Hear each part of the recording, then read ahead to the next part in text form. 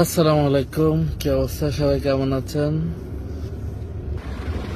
আমরা চলে আসলাম সৌদি আরবে ইয়াম্বোতে খোলা সবজির মার্কেটে।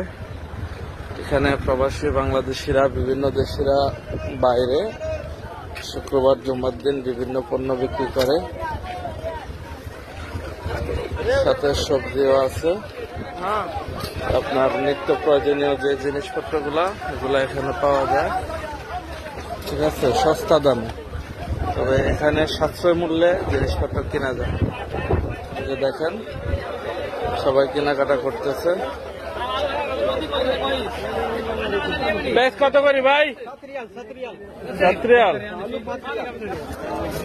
এই যে পেঁয়াজের বস্তা 7 রিয়াল করে।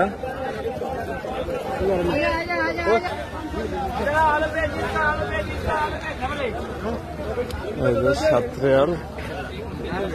এখানে সব কিছু কম দামে সস্তাতে পাওয়া যায়।